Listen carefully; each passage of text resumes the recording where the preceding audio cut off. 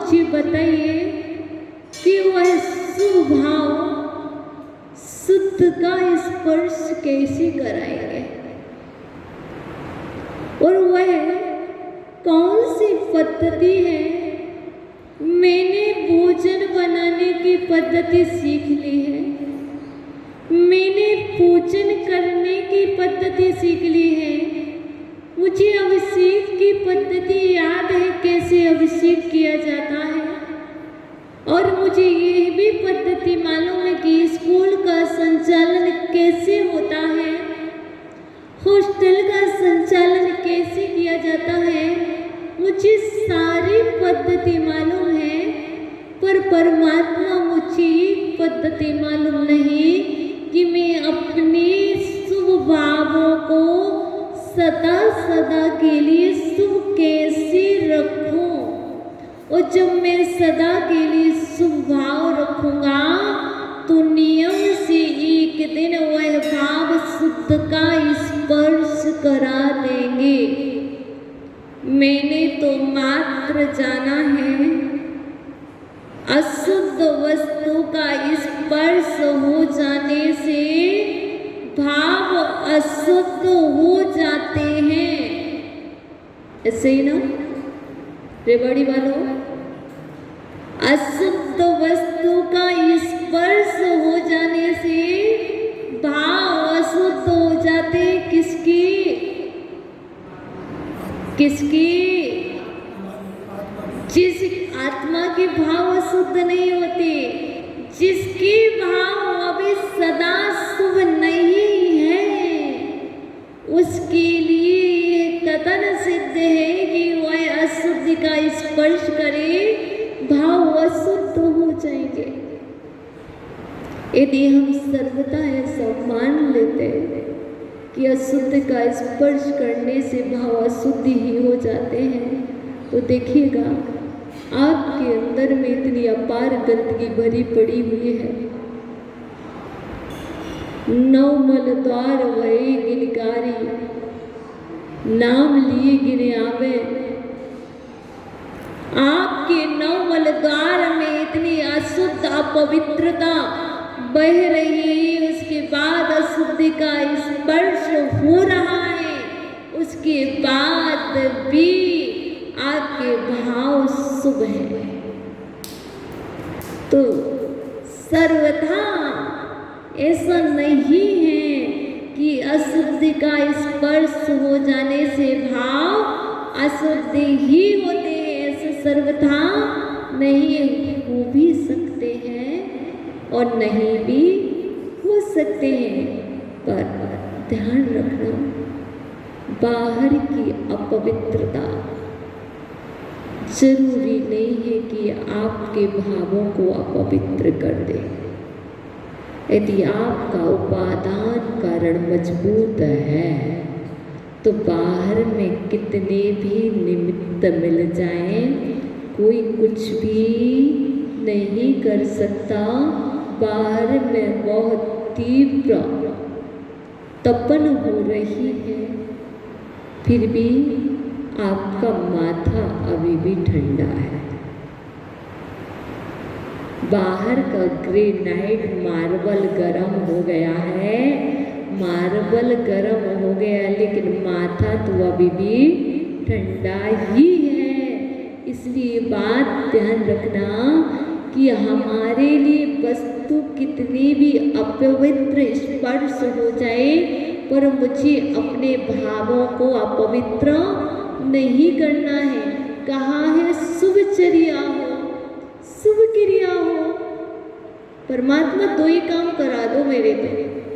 आज तो मैं 2 अर्घ चढ़ाऊंगा, एक शांतिनाथ जी का, एक 24 तीर्थंकर जी का, लेकिन इसलिए चढ़ाऊंगा कि मेरे जीवन में शुभचर्या हो जाए और मेरी शुभ क्रिया हो जाए, तो मेरे लिए शुद्ध का स्पर्श नहीं करना ऑटोमेटिक हो जाएगी, करना नहीं पड़ता है। प्रवचन करना नहीं पड़ता है, प्रवचन सुनना नहीं पड़ता है, प्रवचन में बैठना बस पड़ता है। क्या तुम तो भाव शुभ रखो, प्रवचन हो जाएगा। भाव शुभ रखो, प्रवचन हो जाएगा, क्योंकि प्रवचन तो आपके फेस पर लिखा हुआ है। प्रवचन शास्त्र से नहीं होगा, प्रवचन तो आपका फेस, आपका चेहरा देखेंगे तो भाव वैसे बन जाएंगे। तो शुभचर्या, शुभ क्रिया कैसे होगी? तो कुंद स्वामी के पास चलते हैं। हम डायरेक्ट कुंद स्वामी से पूछते हैं, हे आचार्य बोल कुंद स्वामी बताइएगा, आप तो चले गए, आप लिख कर के चले गए, लेकिन हम आज भी नहीं मानते हैं कि आप चले गए हो। मैं आज भी यही मानती हूँ, शास्त्र रखती हूँ कि आप अभी भी यहाँ हैं।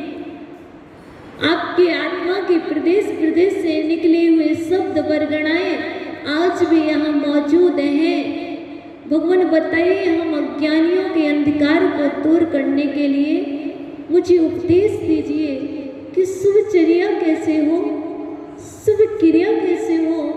तो कुंद स्वामी कृपा दृष्टि करते हुए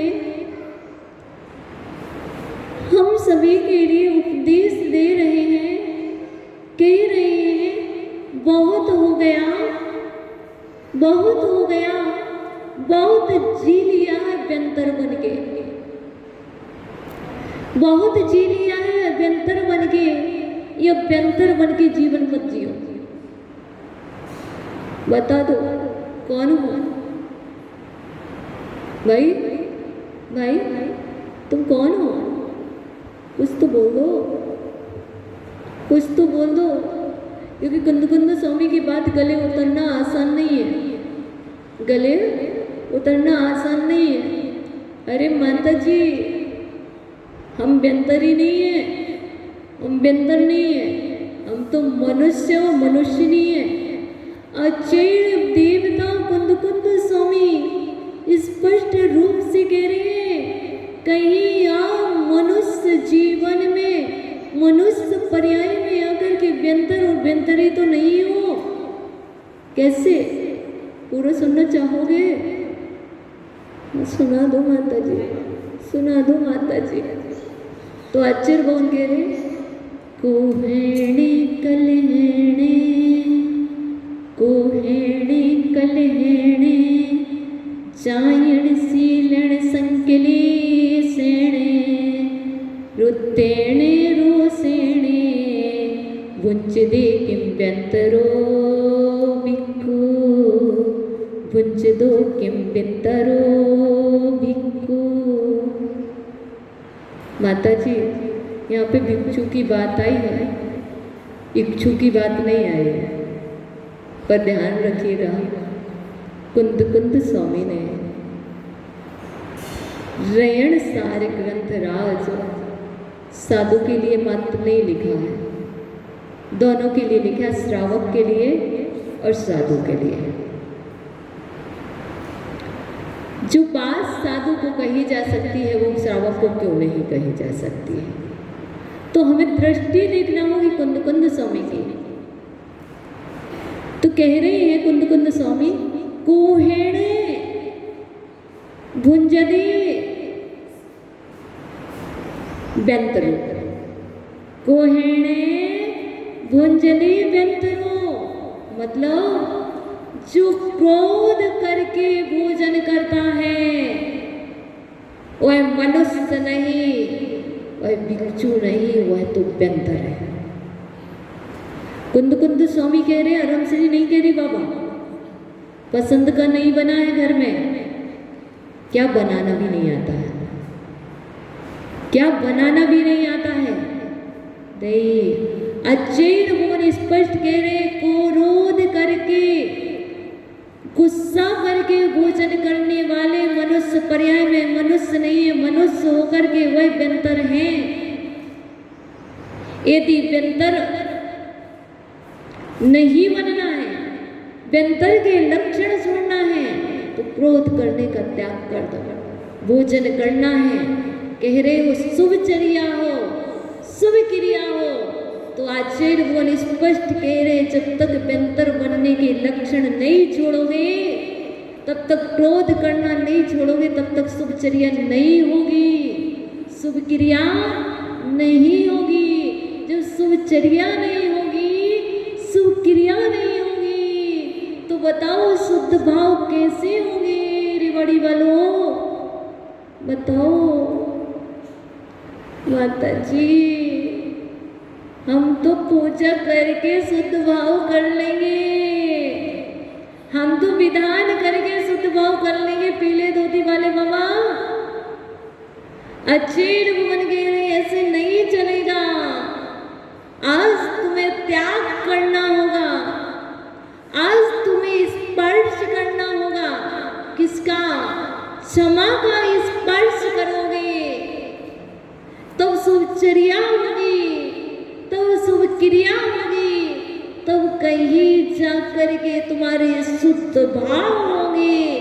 जब तक तुम क्रोध का स्पर्श करते रहोगे तब तक तुम्हारी ना तो शुभचर्या होगी, ना ही शुभ क्रिया होगी, और ना ही शुद्ध का स्पर्श होगा। स्पर्श स्पर्श जाति के होंगे। कौन से हो? स्पर्श। हमने तो जाना है स्पर्शन इंद्रिय मेरे पास है, मैं वस्तु का स्पर्श करता हूँ, मुझे वस्तु का स्पर्श नहीं करना है। अब मुझे तो अपने भावों का स्पर्श करना है। एक बार देख लो भावों को स्पर्श करके, समझ गए? क्रोध करने वाला, क्रोध करके भोजन करने वाला कौन है? व्यंतर। तो आप बता दो कौन हो? मनुष्य हो। क्रोध करके भोजन तो नहीं करते, तो क्रोध करके भोजन कराती तो नहीं हो माताओं।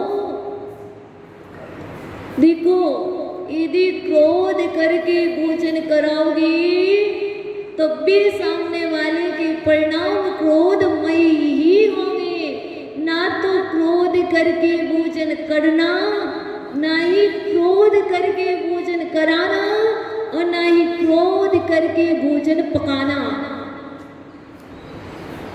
ध्यान रखो, क्रोध करके भोजन पकाओगी और वह भोजन जिस भी जीव के अंदर में जाएगा उसके अंदर शुभ भाव नहीं हो सकते हैं। क्योंकि आपने कहा है कि शुभचर्या और शुभ क्रिया का उपाय बता दो प्रफुल्ल भैया। कहा है तो मैं बता रही हूँ, कहते नहीं तो मैं बताती भी नहीं। कह दिया है तो बता रही हूँ माताओं। चाहते हो शुभचर्या, चाहते हो शुभ क्रिया तो काम कर लेना। क्रोध करके भोजन नहीं पकाना, क्रोध करके भोजन नहीं करना, और ना ही क्रोध करके भोजन करवाना। तुम्हारे शुभ भाव हो जाएंगे और सामने वाला भी अशुभ भावों से आएगा तो उसके शुभ भाव हो जाएंगे। सच कह रही हूँ, मैं नहीं बोल रही हूँ। मैंने कल जो भोजन किया था ना, मैंने जो कल भोजन किया था ना, वही भाव बुला रहे हैं।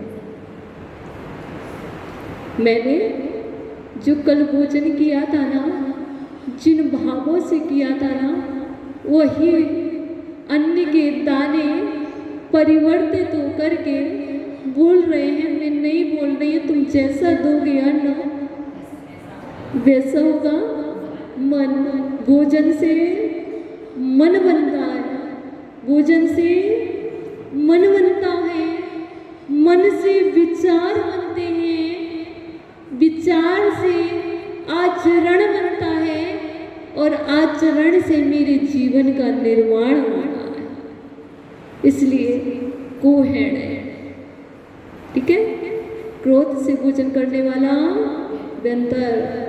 और यदि घर में कोई भोजन करे वो क्रोध करे, वो कह देना भाई व्यंतर के लक्षण क्यों दिखाते हो? मनुष्य तो व्यंतर नहीं हो। कैसा लगेगा? और ज्यादा गुस्सा आ जाएगा माता जी। कुंद कुंद स्वामी ने कहा तब नहीं आया, हम कहेंगे तो गुस्सा आ जाएगा, क्योंकि हमने कुंद कुंद को पढ़ा नहीं है। अब दूसरी बात आगे क्या कह रहे? एक ही नहीं है व्यंतर, आगे कह रहे कोहेण है, कलहेण है। कलह करके। अब गुस्सा तो कर नहीं सकते, भोजन बनाना भी नहीं आता। रोज रोज देखो तो सही, वो लौकी की सब्जी, वो तुअर की दाल, रोज रोज देखो। मम्मी को तो एक ही काम आता है, जब भी देखो, कल भी यही बनाया था, आज भी यही बनाया था। बताया था ना कि ये नहीं बनाना, आज ऐसी डिश बनाना। क्या हो रहा? कलह हो रही। क्या हो रहा? कलह हो रही, टेंशन कर रहे, कलह कर रहे हो, भोजन कर रहे। देखो करना तो है ही, भोजन तो करना ही, क्यों ना प्यार से करो। देखो भाई, प्रवचन तो सुनना ही है प्रद्युम्न जी, क्यों ना प्यार से सुन लो। प्यार से सुनोगे तो कुछ गले उतरेगा, कुछ बॉडी को लगेगा। और प्यार से नहीं सुनोगे तो क्या होगा? इस कान से जाएगा, इस कान से बाहर निकल जाएगा। ऐसे ही भोजन कितना भी गले में डालो, कलह करके करो, कभी भी इस बॉडी को नहीं लग सकता, इस शरीर को नहीं लगेगा, एनर्जी नहीं देगा। और कलह करके भोजन करने वाला कुंद कुंद स्वामी की दृष्टि में व्यंतर है। देखो ये दो लक्षण आप में आराम से मिलते हैं। मनुष्य, ये दो लक्षण आराम से मिलते हैं। मिलते कि नहीं मिलते? क्रोध भी करते हैं, कभी कभी क्रोध में इतना आ जाता कि थाली भी यहाँ से पता नहीं कहाँ चक्र की तरह घूम जाती है। कभी पता नहीं गिलास कब कैसे उड़ने लगता है, पता ही नहीं चलता है। और कलह इतनी तीव्र हो जाती है कि एक रूट करके दूसरे रूम में रूट करके पहुंच जाता है। आचार्य भगवान कह रही है कि ये क्रियाएं करते रहोगे तो शुभ क्रिया नहीं होगी, शुभचर्या नहीं होगी, परिवार में संस्कार नहीं आएंगे, बच्चों में संस्कार नहीं आएंगे। जो बच्चे तुम्हारे देखेंगे कल के दिन वही करेंगे, ये निश्चित है। तो तुम कुंद कुंद स्वामी की बात सुनो। क्रोध करके भोजन नहीं करना, कलह करके भोजन नहीं करना। तो कलह करके कराएंगे माता जी, आपको क्या पता? आपने तो शादी की नहीं तो आप क्या जानो? आपने घर देखा ही नहीं, क्या जानो? ठीक है, हमें समय नहीं मिलता, एक ही टाइम तो मिलता है जब स्वामी जी आते हैं, जब बेटा आता है तो भोजन कराते हैं, तभी तो अपने मन की सब कुछ कह पाते हैं। वस्तुतः भोजन के समय कलह करके भोजन करा रहे हो, सब कुछ सुना रहे हो, तो अब भोजन नहीं करा रहे, भोजन के साथ विष परोस रहे हो, जहर परोस रहे हो। इसलिए आज आपको अपने भावों को शुभ रखना है, चर्या शुभ रखनी है, क्रिया शुभ रखनी। तो दो चीजों को बिल्कुल परित्याग कर दो। आज हमारी ये त्याग है। आज कौन सा दिन है? शनिवार को तेल का त्याग रहता ना?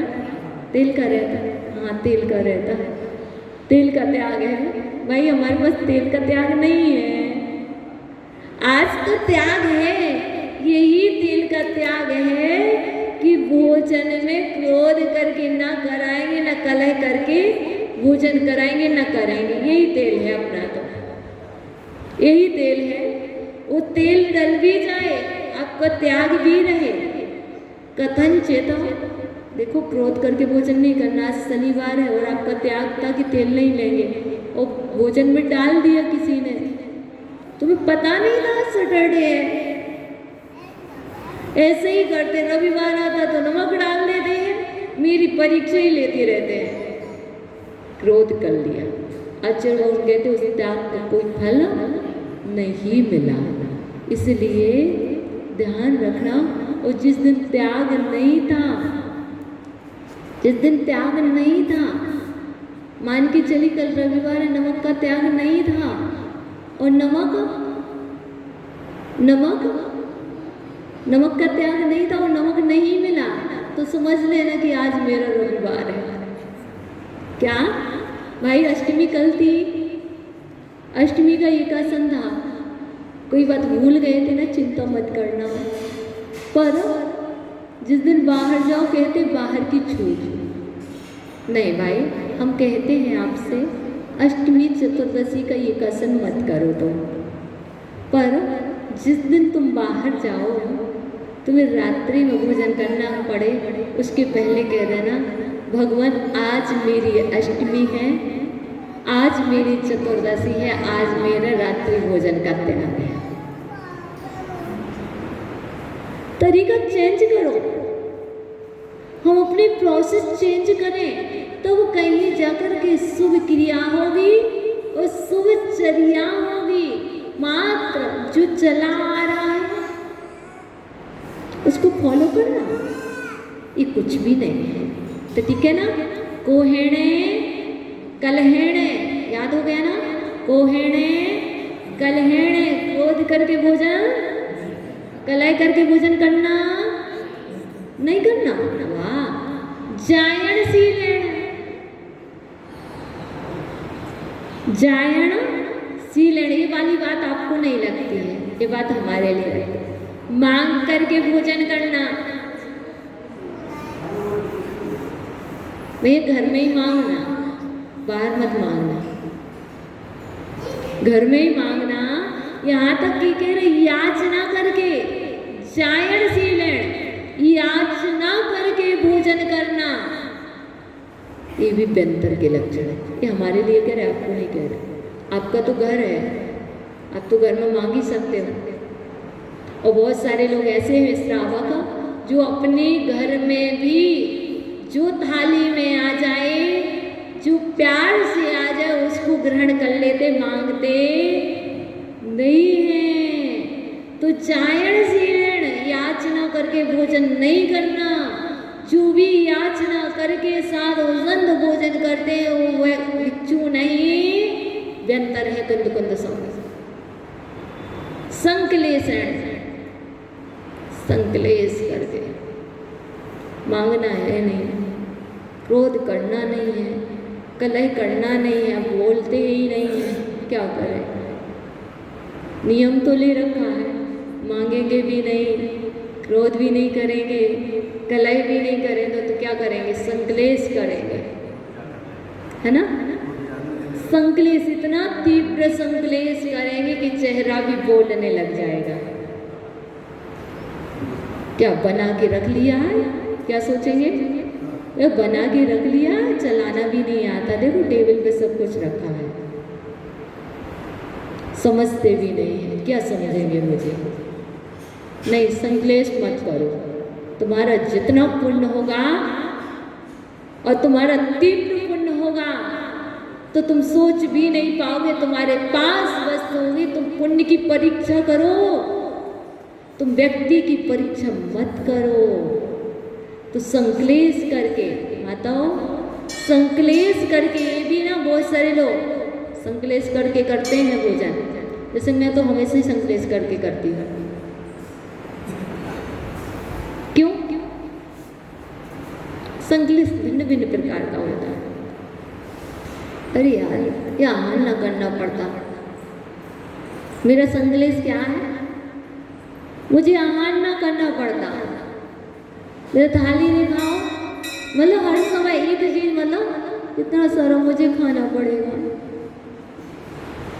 मतलब संकलेश की। पर ऐसा नहीं करते, तो यूँ कह रहे हैं तो संकलेश करके भोजन करोगे, करोगे। देखो आपने कहा शुद्ध भाव, शुद्ध भाव को पैदा करने के लिए आपको संकलेश का त्याग करना होगा। जब तुम्हें कभी भी होंगे शुद्ध भाव, संकलेश का त्याग करने के बाद होंगे। जब भोजन शुद्ध होगा, भोजन संकलेश रहित होगा, तो भाव भी शुभ होंगे, और जब भाव शुभ होंगे तो शुद्ध भी होंगे कभी। ठीक है ना, जान शीलन संकलेश है। ठीक है, संकलेश भी नहीं करना। माता जी 4 चीजें हो गई, क्रोध नहीं करना, कलह नहीं करना, याचना नहीं करना और संकलेश नहीं करना। देखो बच्चे जब छोटे थे ना, जब हम छोटे थे ना, तब सिखाया गया था। पेरेंट्स कहते थे हमेशा जो भी चाहिए है सब अपने घर पे मांगना, कभी भी दूसरे के घर जाओ कुछ मत मांगना। बच्चे रहते तो क्या कहते, दूसरे के घर जाओ तो कभी भी कोई वस्तु मत मांगना। आपको जो भी चाहिए हमारे कान में आराम से बोल देना। क्या करना? हमारे कान में बोल देना, हम आपको वो वस्तु अवेलेबल करा देंगे, पर किसी से मत मांगना। ऐसे ही आपसे भी कह रहे, आप अपने घर पर याचना करके भोजन करोगे तो कोई ध्यान नहीं रखेगा। याचना करके भोजन करोगे तो कोई ध्यान नहीं रखेगा। और तुम कुंद कुंद स्वामी की वाचना करके, क्या करके? कुंद कुंद स्वामी की वाचना करके भोजन करोगे तो तुम्हारे पूरे परिवार के सभी सदस्य तुम्हारा ध्यान रखेंगे कि भैया का त्याग है, मांगते नहीं है। भैया का त्याग है, उनकी थाली में जो है उतना ही भोजन करके चले जाएंगे। यदि हमने देखा नहीं तो, यदि तुम मंगा ही लेते हो तो कौन ध्यान रखेगा? रखेगा क्या? नहीं रखेगा। इसलिए यदि अपना बहुमान रखना है, अपना स्वाभिमान रखना है, अपना सम्मान रखना है, तो आचार्य भगवान कुंद कुंद स्वामी कह रहे हो तुम समझ जाओ, समझ जाओ और संभल जाओ। ठीक है। अब आगे कहते हैं रुद्धेण, रोषेण, रूठ करके, अभी तो संकलेश करके, नहीं बनाया मन का तो मुझे नहीं करना, मैं जी जा रही हूँ, मैं जाती होटल पे कर लूँगा। रूठ जाओ, मुझे नहीं करना, तुमने बनाया तुम ही कर लेना। क्या हुआ? रूठ करके कभी कभी होता ना, होता ना, समय पे नहीं बना भोजन, या फिर मन का नहीं बना। आपने बोल दिया था भाई खिचड़ी बनाना, और आपको खिचड़ी नहीं मिली, खीर मिली। हमने खिचड़ी गई थी, खीर नहीं गई थी, वो क्या गया? रूठ गए, मैं नहीं करूँगा भोजन। तो आचार्य भगवान कहते हैं रूठ करके भोजन करना। माँ कह रही है अभी कर लो बेटा, अभी कर लो, मैं खिचड़ी भी बना दे, और थोड़ा बहुत कर भी लिया रूठ करके, तो वो भी बेहतर के लक्षण। अब रोषण डबल बार आया है, तो यहाँ रोष मतलब क्रोध ही होता है, तो उसको डबल डबल, क्योंकि प्राय करके जीव हमेशा जब भी भोजन करता है तो उसे क्रोध ही आता है, उसकी इच्छानुरूप वस्तु नहीं मिलती है तो उसे क्रोध आ ही जाता है, सबसे पहले क्रोध ही आता है। तो बात समझ गई? कोहेणे कलहेणे, कोहेणे कलहेणे, जायण सीलेण संकलेशेणे, रुद्धेणे रोषेणे। अब रोष करके कभी कभी रोने भी लगता है। भोजन कर रहे हैं तो क्या करते हैं? रोने भी लगते, नहीं करना, नहीं करना, नहीं करना, हमें नहीं करना, और रो रहे हैं, रोते रोते भोजन कर रहे हैं। बताइए क्या हो रहा है? बताइए क्या हो रहा? व्यंतर के लक्षण है। रो रो करके भोजन करना व्यंतर के लक्षण है। हम व्यंतर नहीं हैं, हम तो मनुष्य हैं, हम तो श्रावक हैं, और हम तो साधु हैं, हम तो साध्वी हैं। हम रो के भोजन नहीं करते हैं, ना ही हम रूठ के भोजन करते हैं, ना हम मांग के भोजन करते हैं, ना संकलेश के करते हैं, न कलह करते हैं, ना ही हम क्रोध करते हैं। हम तो मात्र भोजन के समय वाचना करते हैं, याचना नहीं करते हैं। वो आचार्य भगवान कुंद कुंद स्वामी की दृष्टि में साधु और श्रावक होते हैं, जो वाचना करते हैं, जो याचना करते हैं, वो कुंद कुंद स्वामी की दृष्टि में व्यंतर होते हैं और व्यंतरी होते हैं। करो शुभचर्या हो, शुभ क्रिया हो, होगी क्रिया शुभ। लो नियम दे रहे हो, खुली है स्टॉल भाई, सब खुली है।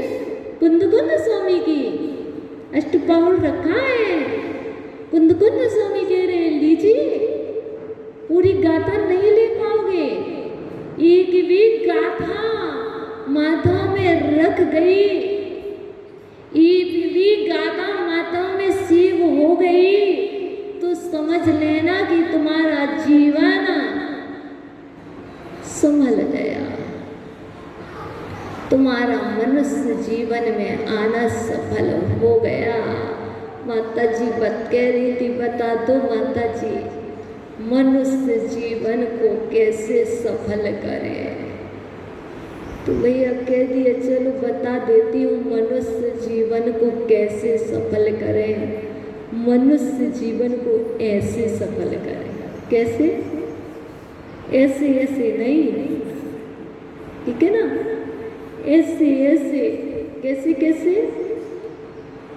जैसा जैसा कुंद कुंद स्वामी ने कहा है वैसा वैसा सफल करना। दादाजी जैसा करते वैसा नहीं करना, दादी जैसा करती वैसा नहीं करना। क्योंकि हमने तो दादाजी को देखा है कि दादी जी अच्छे से भोजन नहीं कराती थी तो दादाजी गुस्से में रूठ के चले जाते थे। तो मैंने दादाजी को देखा तो मैं तो दादाजी जैसे ही करूँगा, बिल्कुल नहीं करना। हमारे तो दादा और दादी हमारे पूर्वाचार्य हैं, हमारे तो परम पिता। देखो मैं आपको सत्य बात कह रही हूँ, आगम से कह रही हूँ। हम और आप निश्चय से देख लिया जाए तो हम बिना पिता की संतान हैं। बचपन में एक पोयम सबने पढ़ी होगी, पढ़ी है ना? क्या पढ़ी?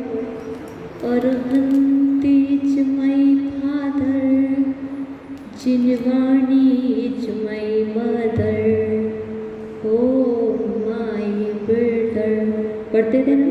जो छोटे थे ना, वो छोटे थे 5 इयर्स के, तो पोयम पढ़ाई जाती थी।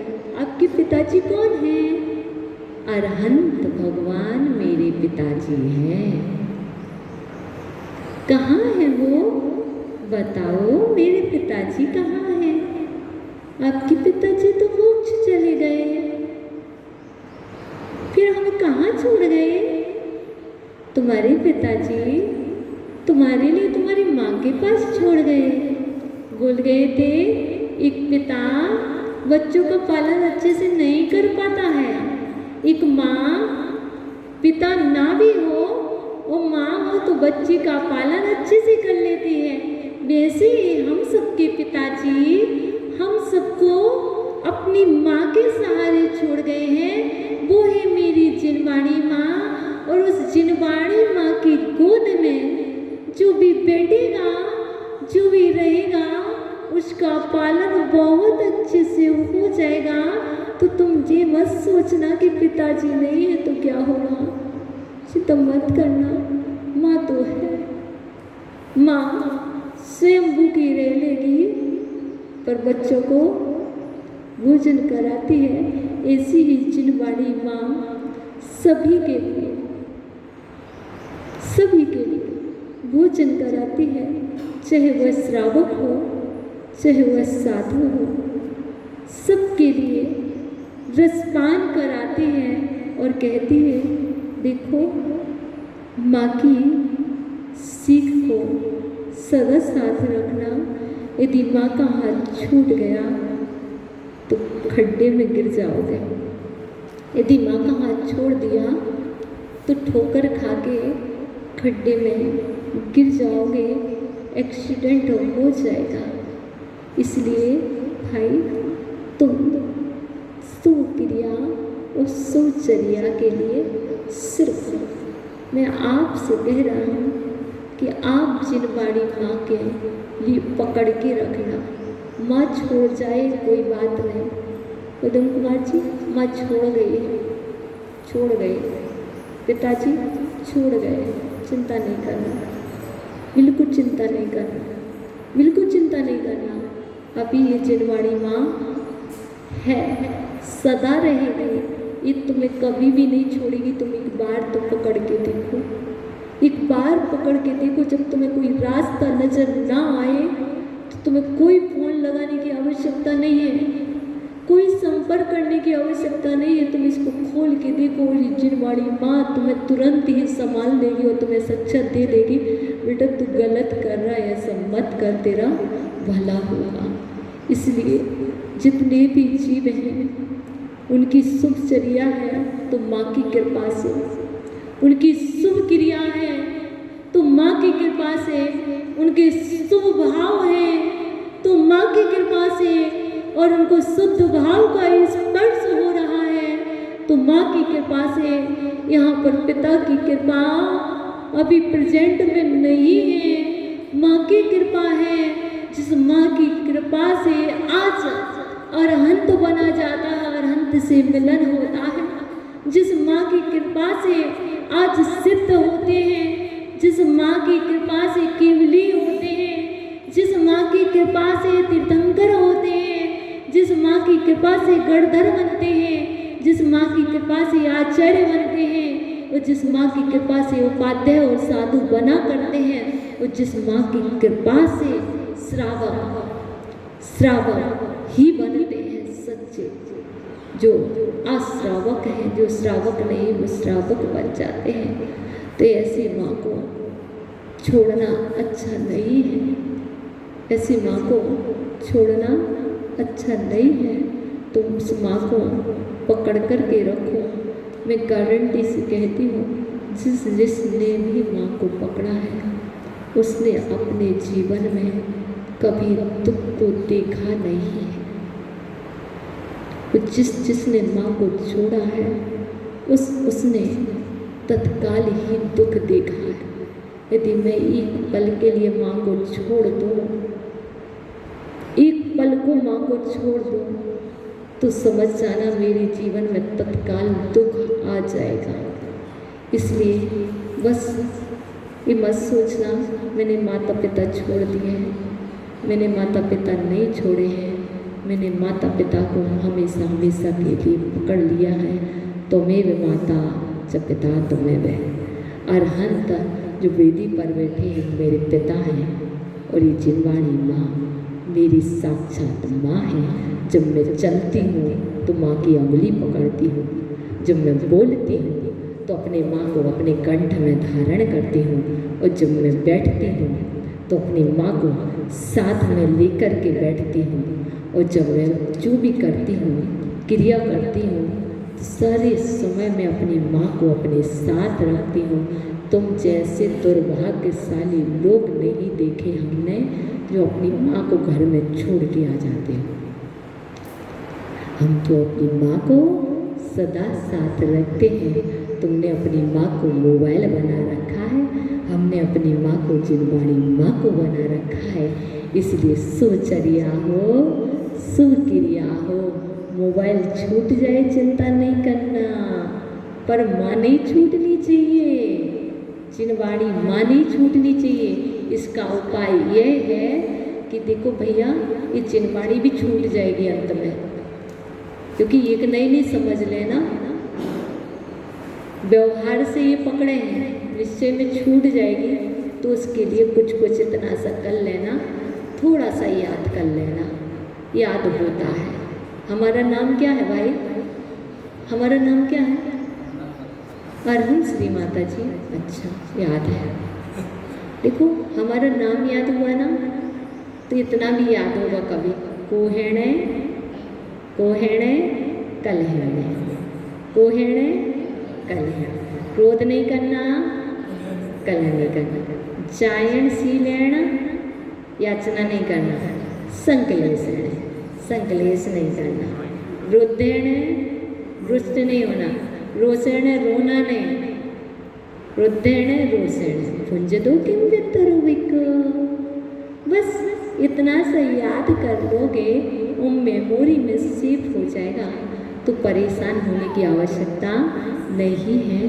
बस परमात्मा के चरणों में यही एक निवेदन है, हे परमात्मा, हे शांतिनाथ भगवान, आपकी कृपा से यहाँ पर जितने भी जीव बैठे हुए हैं, इनके अंदर ऐसे भाव आ जाए कि इनका क्रोध दूर हो जाए, इनके कलह परिणाम का नाश हो जाए, इनकी याचना की प्रवृत्ति दूर हो जाए, इनका संक्लेश दूर हो जाए, इनको रूठना छूट जाए, इनका रोना छूट जाए।